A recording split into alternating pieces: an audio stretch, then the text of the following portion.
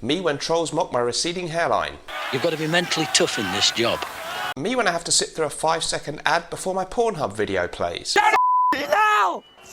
Come on! How I feel about Fragmental and the Fragrance Apprentice. If somebody gave me a magic wand at Christmas, I would have them removed from this planet. Why I no longer see my friend who's quit drinking. Because he is a dampener on everything and anything. Me when my car with a trunk full of cocaine and guns gets pulled over by the police. Oh, now we are in trouble. Fragmental and the Fragrance Apprentice when they watch this video.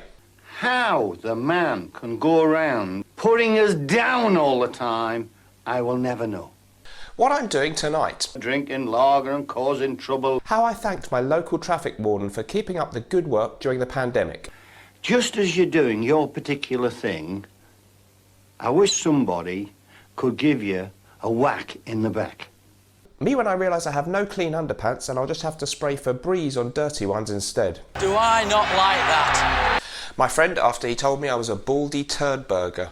You know, at least I seem to have added some kind of phrase to the English language. Me when the person in Starbucks tells me the speciality Ethiopian beans of the week have run out and there's only the regular coffee blend left. What sort of thing is happening here? Me explaining to my wife after she found a video on my phone of me in an S&M club on a leash being fed by a dominatrix. For better or for worse, in that particular environment, at that particular time, that was me.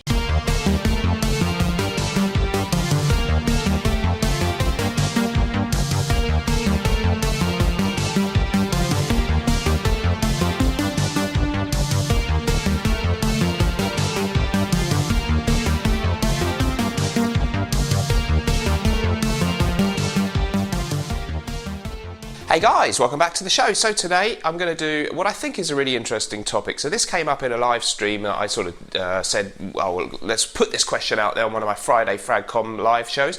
What are the top 5, the 5 most iconic men's fragrances of all time? So I thought I'd give my answer in a video. I thought it'd be a fun topic. So of course everyone's going to have a different opinion on this, so I'm just going to give you mine and you can put yours in the comments down below. I'd be interested to see what you guys think.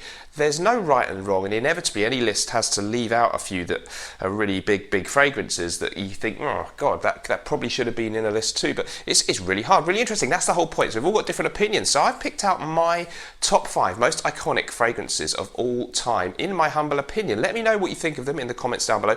What does this word mean, iconic? So an icon is something that's sort of a symbolic thing. You know, a person like Audrey Hepburn can be an icon, or Marlon Brando. You have to be a really big deal, historically remembered, I think, for people for years and long time to come. It kind of instantly recognisable by people, that kind of thing. So there's quite a few fragrances that could fit into that category, and I'm doing my best to pick my top 5 here. So I've reached right back into time with some of them, but some of them are pretty up to date too. So here we go. I won't do them in chronological order because I wanted to keep it unpredictable. So I think this one has to go in, Creed Aventus. It's I think it's an iconic fragrance now. It's the big fragrance that made niche fragrances well known throughout the world, and it made the brand of Creed famous. It really has been, I think, their biggest ever seller. It is a great creation. 2010 release. The perfumer officially is Olivier Creed, I think in conjunction with his son Erwin Creed. Some people allege that Pierre Bourdon may be the perfumer. In reality, I have no idea. The note listing,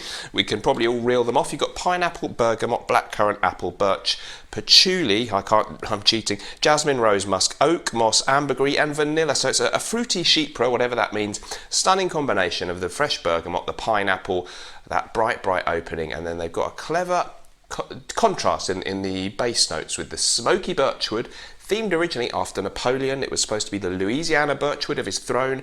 Pineapple something, surprise, or God knows what it was called, was his favourite dessert apparently. He was from Corsica, so one of the ingredients, I don't know if it was the black currants or whatever. I think the jasmine was Egyptian jasmine, representing his conquest. Ambergris because his navy conquered the seas and that kind of thing. So it was a really good composition, and it is a stunning, really good fragrance. A little bit not so fun for some of us to wear now because there are so many fragrances influenced by it, or cheaper clones, and a lot of people have now smelled it, but it is still An amazing, I think an iconic release, because everyone recognises that bottle. Anyone with a passing interest in fragrances has heard of this one. And you know, if the people that you talk to know you're into fragrances and they don't really know about different brands and they don't know all the Creed fragrances, they've probably heard of Aventus. So I think it will stand as an all-time icon of the fragrance industry. Let's see what I've come up with next. So we'll go back in time a long way now. And my next selection, so tell me if you agree, is Dior's Fahrenheit 1988 release. And again, you know, because the bottles are recognisable makes them more iconic. I think, you know, an icon originally had Greek icons, was kind of a statue that you looked at and recognised as a great figure. And, you know, this is a sort of statuesque, instantly recognisable bottle design for anyone pretty much on the face of the earth, certainly the developed world. People will recognise this. I've just got a 30ml one. It is the vintage formula. Modern one, still pretty good. Perfumers Jean-Louis Suzac, I think, and or was it Suze, and Michel Almerac. It's a long note listing. I'll rattle them off. Hope you're not in a hurry. Nutmeg flower, lavender, cedar, mandarin orange, chamomile, hawthorn, bergamot, lemon leaf, violet leaf, nutmeg, sandalwood, honeysuckle, carnation, jasmine, lily of the valley, leather. There's vetiver, there's musk, there's amber, there's patchouli. What isn't there? There's tonka bean. It's kind of fiery, as the name suggests. You've got a bit of a gasoline type of accord in there, kind of leathery with gasoline. Also a little bit of a freshness. This kind of dark red colour is good. It's smouldering, it's sexy, it's potent. It's a really, really amazing, revolutionary smell, and the marketing was great. It was very, very successful, huge seller. Came out in the very end of the 80s, worn, you know, all the time by loads of people throughout the 90s into the early 2000s. Maybe a little cliched now that it's not so popular. I don't know, for younger people to buy. I think it's an icon of the fragrance industry. Let me know if you think it's worthy of inclusion in this list. Don't forget, you can also join my Patreon group. There's a link in the description down there. Extra video every week. Very small fee to join. I'd love to see you in there. So let's move on to the next one. So we're going to go back to the early 80s. And I think this one has to be included in the list. You know, I have put Aventus in the list. I think naturally the list will lean towards older releases because it takes time to be established as an icon. So you may say, well, should Dior Sauvage, the new version, be in? Maybe. 1 Million.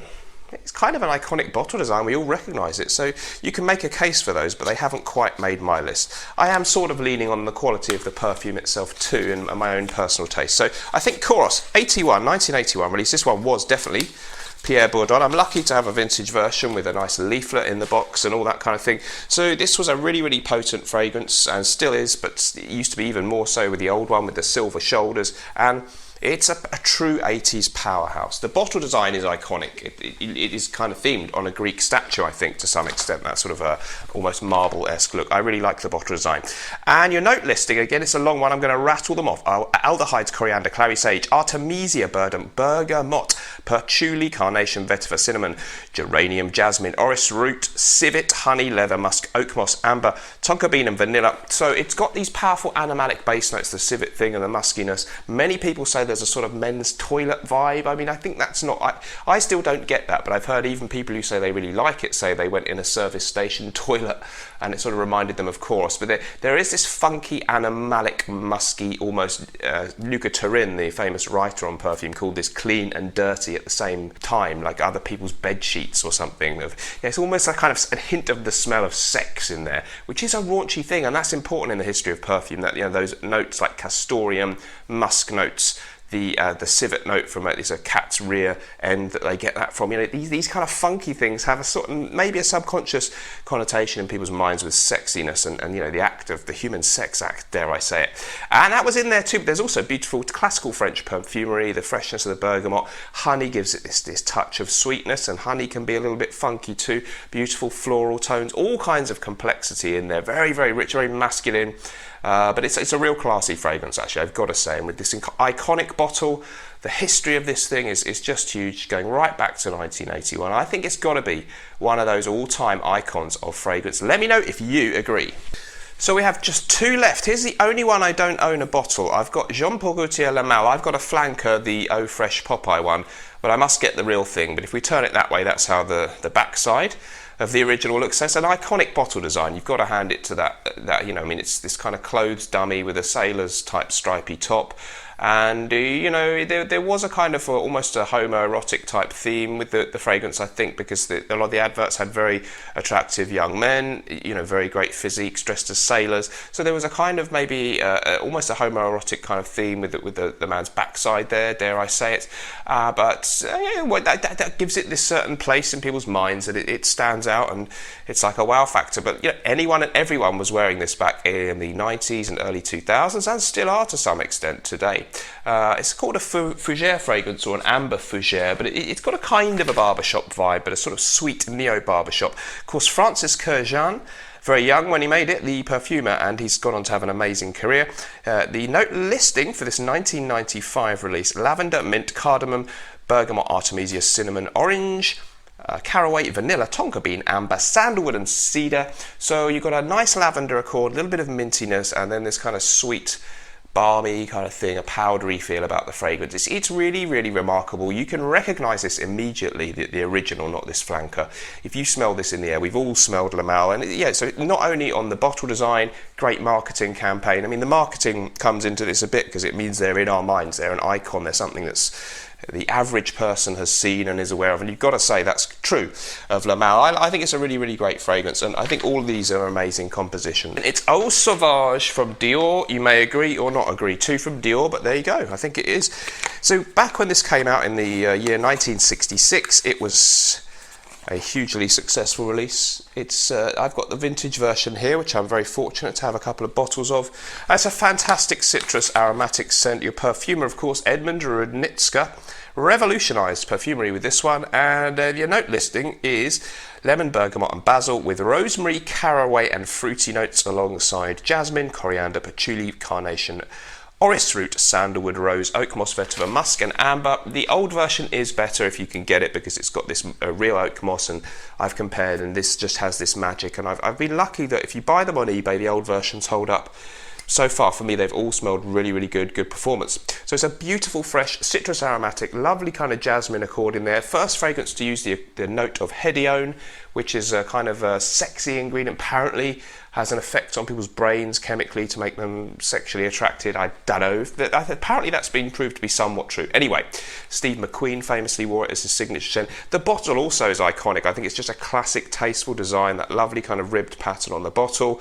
And it's simple, but it's beautiful, it's elegant. It's, this is how, to me, let's say more so than this, but this was clever design too.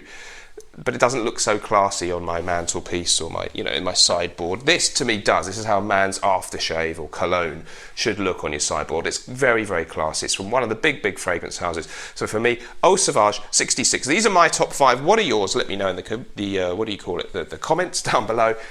Check me out on Friday, Fragcom Live. Last but not least, that's all for today, guys. Thank you so much for joining me. I will see you in the next video. Remember, whatever you're doing in life, let's project.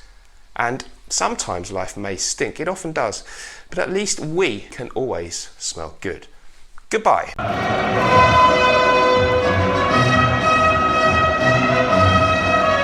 Bon Viveur, le nouveau parfum pour homme par Barnetnaughton et Wilson.